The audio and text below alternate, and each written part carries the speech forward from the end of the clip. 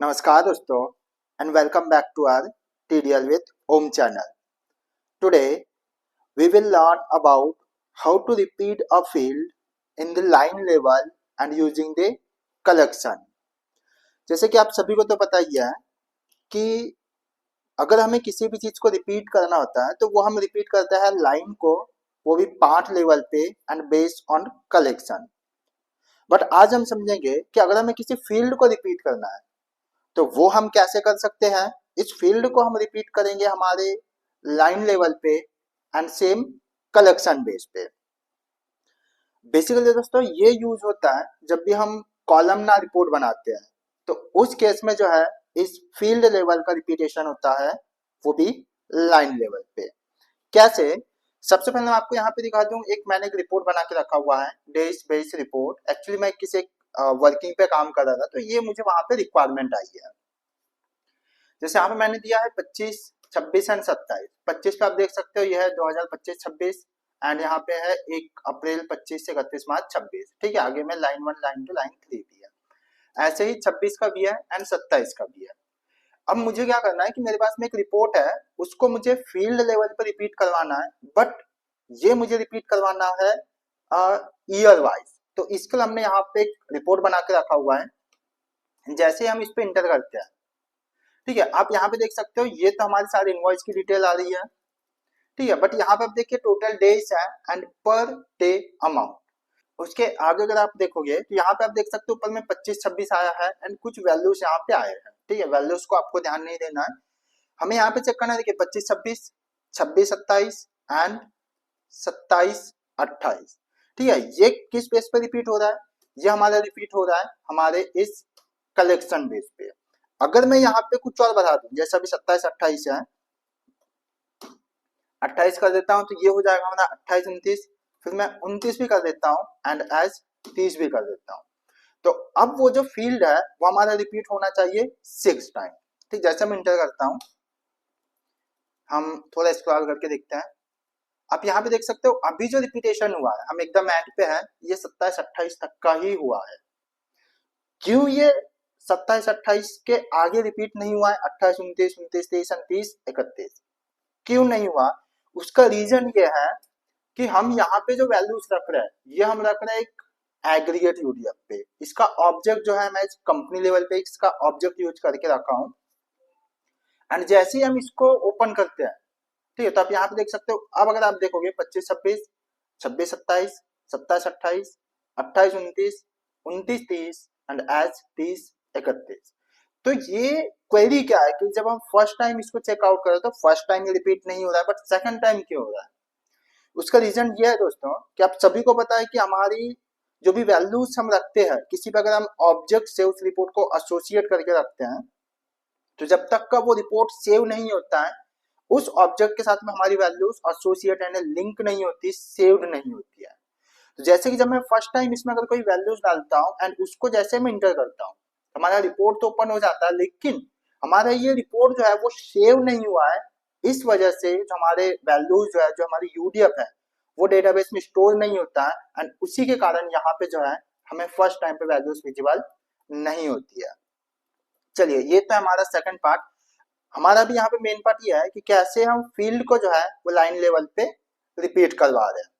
तो इसके लिए जो है हमने एक छोटा सा कोड यहाँ पे बना के रखा हुआ है. चलिए हम उस कोड को भी ओवरव्यू कर लेते हैं. ठीक है, मैं थोड़ा सा स्क्रॉल करके चलता हूँ जहाँ पे हमारा कोड रखा हुआ है. चलिए, सबसे पहले तो ये हमारा वो रिपोर्ट है जो इस डिटेल्स को यहाँ पे स्टोर कर रहा है. ये जो डिटेल्स है इनको स्टोर करने के लिए हमारे पास में यहाँ पे एक रिपोर्ट हमने बना के रखा हुआ है. एंड आप सभी को पता है कि अगर हमें मल्टीपल डिटेल्स अगर स्टोर करना है तो हमें यहाँ पे एक एग्रीगेट का यूज करना होता है, एग्रीगेट यूडीएफ का, जो कि हमने यहाँ पे यूज करके रखा हुआ है. ठीक है, अगर आप यहाँ पे देखोगे हम यहाँ पे इस लाइन को जो है रिपीट करवा रहे हैं एंड इस एग्रीगेट यूडीएफ पे जो हम इस वैल्यूज को स्टोर करवा रहे हैं. अब जैसे हम इसको सेव करते हैं, ठीक है, हम क्या करते हैं, डिस्प्ले हम यहाँ से जैसे ही हमारा फॉर्म सेव होता है तो हम एक रिपोर्ट ओपन करवा रहे हैं एंड इस रिपोर्ट में हम चलते हैं थोड़ा स्क्रॉल करके. पहला रिपीटेशन हम करवा रहे हैं पार्ट लेवल पे, जो कि हमारी इस डिटेल्स को लाने में मदद करता है. अगर आप यहाँ पे देख सकते हो इनवॉइस नंबर 21 एंड 23. पहला रिपीटेशन हमारा हो रहा है पार्ट लेवल पे, जो कि वाउचर में से वैल्यूज लेके आ रहा है। दूसरा रिपीटेशन जो है हम टाइटल पे भी करवा रहे हैं, बॉडी पे भी करवा रहे हैं, एंड बॉटम लाइन जो है वहां पे भी करवा रहे हैं। अभी हम चलते हैं टाइटल लाइन पे। ठीक, जैसे हम टाइटल पे आते हैं तो यहाँ पे देख सकते हो, यहाँ पे भी जो है हमने एक रिपीट का यूज किया हुआ है, एंड ये हम रिपीट करवा रहे हैं किसको, फील्ड को। ठीक है, आप यहाँ पे देख सकते हो हम किसको रिपीट करवा रहे हैं, फील्ड को, एज ए फील्ड हमने यहाँ पे मेंशन करके रखा हुआ है। तो इस तरीके से जो है हम यहाँ पे रिपीट यूज करते हैं एंड फील्ड का नेम, एंड हम उस कलेक्शन को रिपीट करवा रहे हैं किस बेस पे, कलेक्शन बेस पे। कलेक्शन पे चलते हैं तो आप यहाँ पे देख सकते हो सोर्स कलेक्शन हमारा है। ठीक है, सोर्स के बाद में हमने वही एग्रीगेट यहाँ पे यूज किया हुआ है जिस एग्रीगेट पे हमारी वैल्यू जो है वो स्टोर हो रहा है। बाकी एज इट इज फेच करवा दिए, एंड जो है नेक्स्ट हमने यहाँ पे फॉर्मेट करके एक मेथड को जो है वो भी करवा दे रहे हैं। ठीक है, अब हम थोड़ा सा यहाँ पे बैक चलते हैं, एंड यहाँ पे दो चीजों का हमें ध्यान में रखना होता है दोस्तों। अगर हम वर्टिकली किसी फील्ड को रिपीट करवाते हैं लाइन लेवल पे, सबसे पहले तो हमें लाइन लेवल पे फील्ड का यूज करना है, पर्टिकुलर उस फील्ड का नाम देना है, एंड किस बेस पर हमें रिपीट करवाना है हमें यहाँ पे कलेक्शन देना मैंडेटरी होता है। ठीक है, इसके बाद में हम इस पे जो है जो भी वैल्यूज हम यहाँ पे स्टोर करवाना चाहते हैं वो हम यहाँ पे शो करवा सकते हैं, पहला पॉइंट।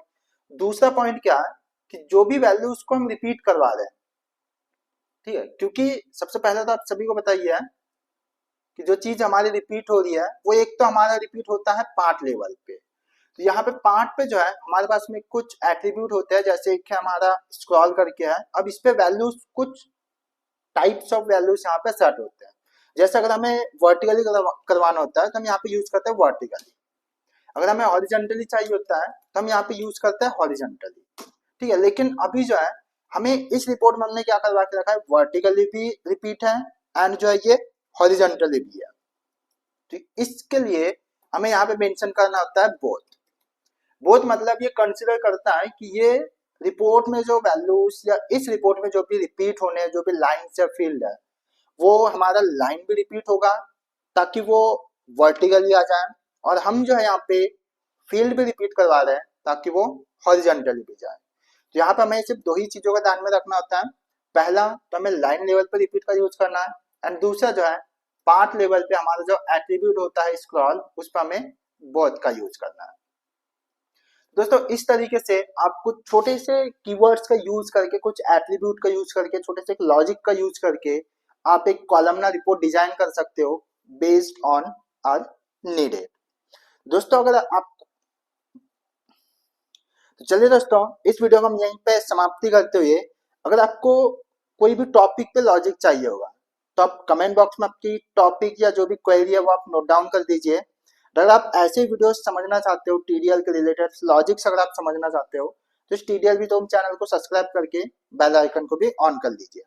दोस्तों अगर आपको वीडियो पसंद आए तो वीडियो को लाइक जरूर कीजिए, एंड अगर आपको टैली से रिलेटेड कोई भी मॉड्यूल अगर आपको परचेज करना है तो इस वीडियो के डिस्क्रिप्शन पे जो है हम अपनी वेबसाइट का लिंक प्रोवाइड कर देंगे जहां पे आप और भी टीडीएल्स जो है उनको एक्सप्लोर कर सकते हो।